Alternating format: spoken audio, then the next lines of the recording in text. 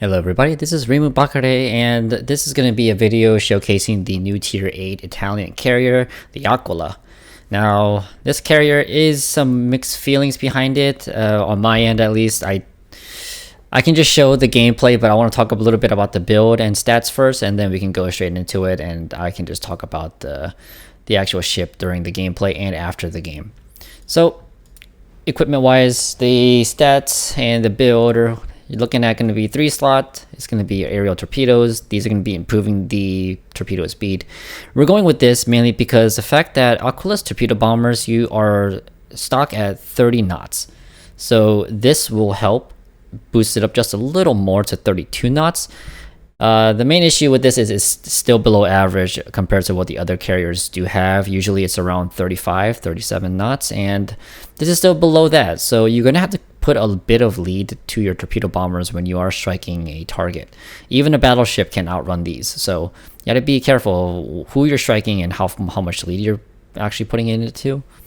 4th slot is going to be torpedo bombers, and 5th slot is going to be the standard flight control modification. As for the skill build, we're taking last gasps, mainly because these these squadrons here, you have 2 attacks with your rocket strike and then 3 attacks with your torpedo bombers. And the thing with Aquila is you are going to be pre-dropping with your torpedo bombers a lot, because the plane HP, as you can see here, is 1400 and 1200. This is very, very, very low HP for a tier 8 carrier, or for any plane in general. This is very low, and you are going to be losing a lot of planes. It is kind of compensated with the fact that you have 52 regeneration on your rockets and 61 regeneration on your torpedo bombers, but you are going to be taking quite a bit of losses here. So that's why we do take the regeneration skill as well to help with that.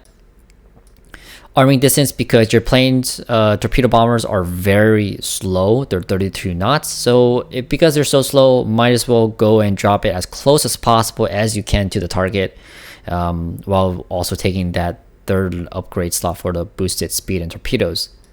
Plane speed is standard, and HP on your torpedoes, your torpedo bombers, and the sight stabilization, because in the match you'll be able to see that the torpedo arming the torpedo aiming time is a bit longer than usual, so this will help with that as well, mainly because there's nothing else to really take.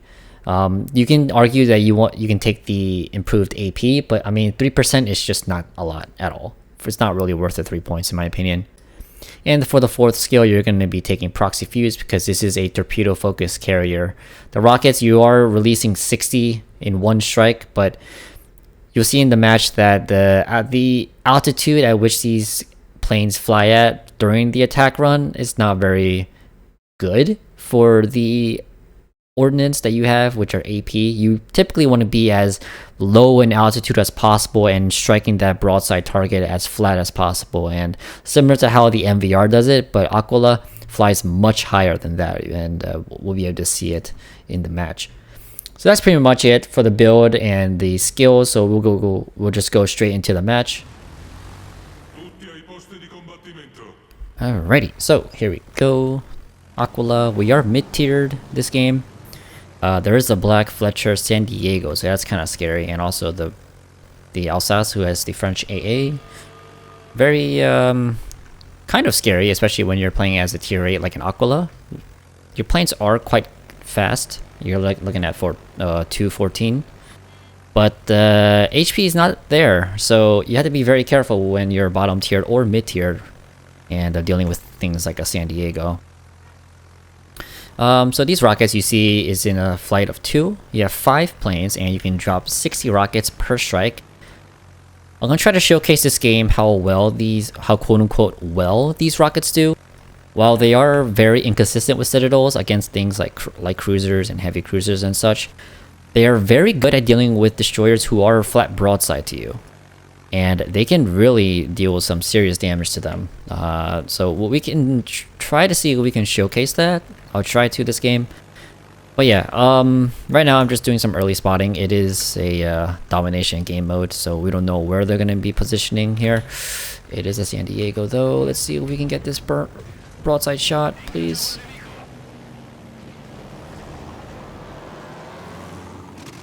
Do we get it? I think we do. There's the slap. 6k for 2 citadels. It wasn't a full broadside, but you can see here the planes are just gonna die. These guys make it out, but the other squad, they actually all die there. We can see if we could use one more attack on that San Diego. Thankfully, he didn't use the FAA. I guess he doesn't know what Aquila rockets are consisting of, so that's why he was kind of broadside to us. I guess next strike he will be more careful. But yeah, these are AP rockets. These are flying a little bit higher in altitude, and they do lower in altitude during the strike, but it's not really the type of angles that you would prefer when you're using an AP ordnance like this one. Preferably you wouldn't be as low as what MVR is at, so you can get the best angle possible. Let's see if we can get this Sandy here. I think we actually released it too late. So that's 4 and that's 8k right there. So it is still pretty consistent. It does help a little bit with your rocket count. But the fact that your HP on these planes are so low, it's like you can never really do a chain strike unless you're dropping like a really low anti-air stat cruiser. You do have 26 total in the reserves with this build, 26 and 20, so that is pretty nice. And you do regenerate your rockets pretty quickly at 52 seconds. Now for the torpedo bombers, they are slow. 32 knots, very slow, but your army distance is pretty good, so it should be alright to land a squadron on a slow battleship. Should be pretty easy. But the planes are very low health, so you have to use the heal. Let's see if we use it now. We have to give a little bit more lead as well, like this. Because you just see how slow it is, so that gives him more than enough time to just turn in. And we only land 1 there. Then we take sidestep for this. It takes a bit longer to aim it down. And I think these torpedoes actually miss. I don't think... No, he turns in. So we do land another torpedo. Hopefully it's a flood. And we actually missed. Wow. We actually missed the torpedo. Holy crap. Okay, so... yeah. 32 knots torpedoes. Did they even arm? I don't think they armed actually. Maybe he turned into it and then he's now turning away. Let's get him again here. He is alone. Gotta watch out for these fighters though. The Graf Zeppelin. Okay. Do you never see that anymore? Hopefully these run out soon, because I want to get this strike on the Brandenburg, but this fighter squadron is kind of in the way. Let's get him here. As you can see, we're just losing so many planes. Let's use our rockets again. Slap the rune. We can move up. And we land 2, nice. So that's 11k right there. Brandenburg's dead now. We can drop the rune with these rockets. Or we can go after a destroyer, which they're all over there. Who else? Oh, there's only 2 destroyers, okay. And they're both together. So, let's just go ahead and strike the rune. Oh, we can actually ping the map for this.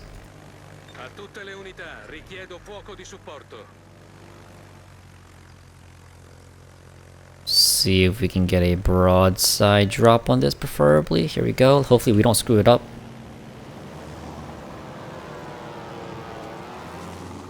No, I again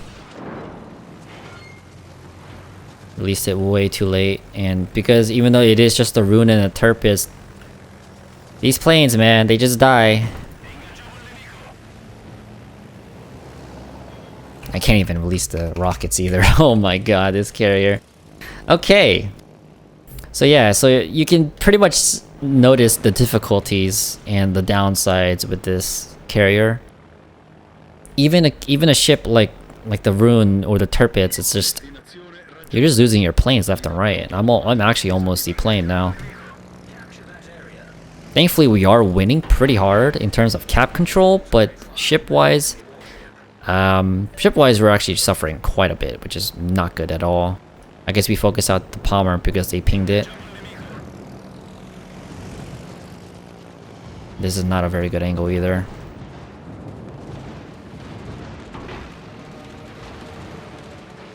I think that's 2. 2 torps, please. 1 and 2. Yep, nice.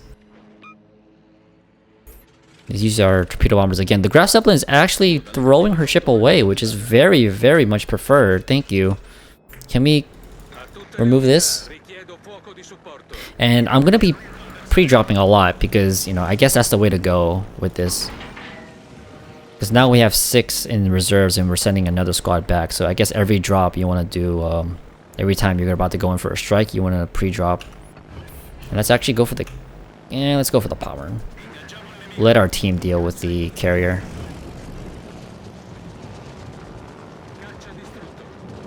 Found the destroyer. Let's use our rockets now. We can deal with the Fletcher because he's going to be pushing in soon. There goes the San Diego. Brindisi actually picks up the kill on the San Diego with the torpedoes. Wow. It's either Fletcher or Hipper. I think Hipper is going to be the call. Graf Zeppelin is just running it down. I don't know why.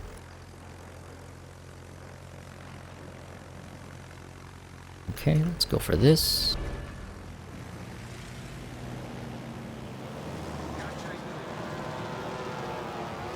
That looks good. Oh my god! Okay, well we landed 6 there. That's pretty nice. Thank you. We finally got a good drop on it. Can we go again? Only 2 planes this time though. Okay, no, not lucky that time. But it's okay. We have to save some rockets for the... Hipper has the FAA, okay. We have to save some rockets for the other destroyer, just in case he tries to push up. We can start our torpedo run here. He's gonna try to gain return, I think.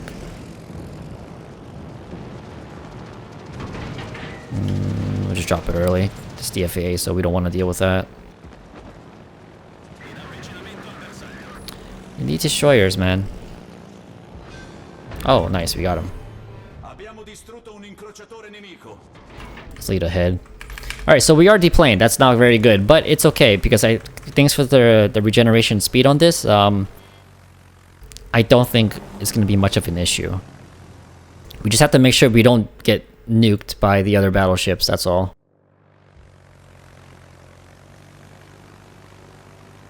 And we are losing a lot of ships, but we have cap control, which is really good. I think now we have to focus out the Veneto. Let's go for the Veneto instead. And he is beached, so we dropped fighters to keep this guy perma-spotted. No, these AP rockets against battleships, you're just pretty much netting for full penetrations. There we go. There we go. 8K. Yeah, I really don't know what wargaming is trying to go for these rockets. Honestly, it doesn't really make any sense. But I mean, it's here. This is the final product now, so might as well just get used to it. Yeah. Let's see. So we're gonna have to deal with the Veneto for sure. I need these guys. I need our entire team to just open up on this guy, like right now. Let's do this. Oh, he does smoke up. Let's see if we can get the rune. I have a heal in 6 seconds, but I don't think I'm gonna have enough time for it. I think I just gotta release my payload.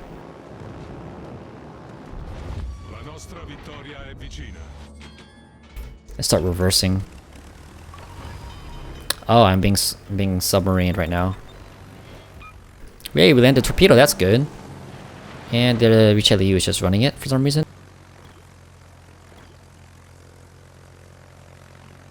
Hopefully we can get the rune, hopefully, please. Close. Close. Really close, actually. You know, I'll just deal with it. I'll finish it off. Nice. And we are officially deplaned. But you know what? We have fast regeneration, so we should be okay. Oh my goodness gracious me. We have a heal. We're fine. Yo, at least our team is doing work though. They know what to do. They know what to do. My man's burning over here though. Tragic. Surely our submarine is able to deal with their submarine, yeah? The submarine battle? The epic submarine battle. He dies to the ASW from the Richelieu, but it's okay. Okay, here we go. Is this enough lead? I don't think it's enough lead. Please tell me it's enough lead. I gave... Thank God. Okay, nice. And now we have to use our rockets, which we're actually just deplaned. He is perma-flooding though, that's very nice. And yeah, he's just dying here. Nice, nice, nice. I'm very deplaned though. Please send help. Anti-air? There we go.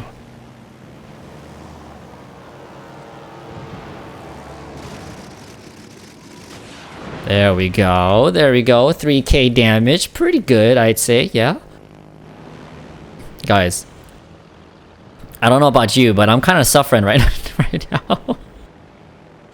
I'm actually just suffering.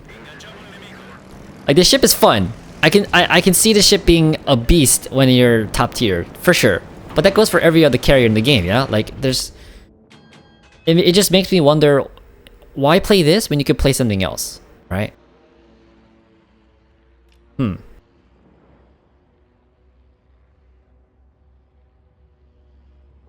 Alright, so that should be GG. I wanted to wait for my rockets, but I realized that we're about to just win the game straight up, so... Let's go in. Try to get as much damage as possible.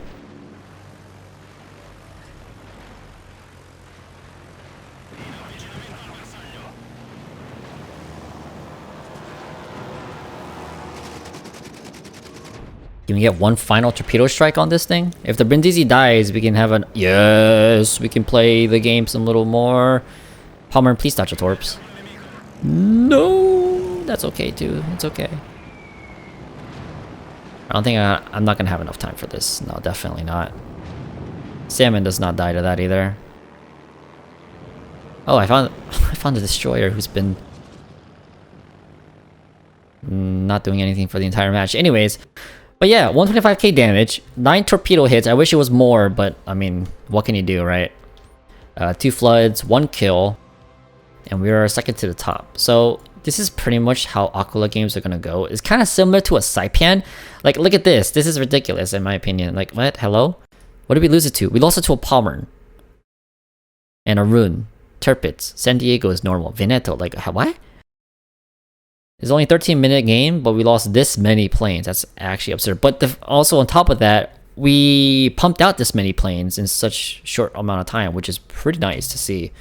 But yeah, 125,000. This is generally how you're going to be going with this carrier.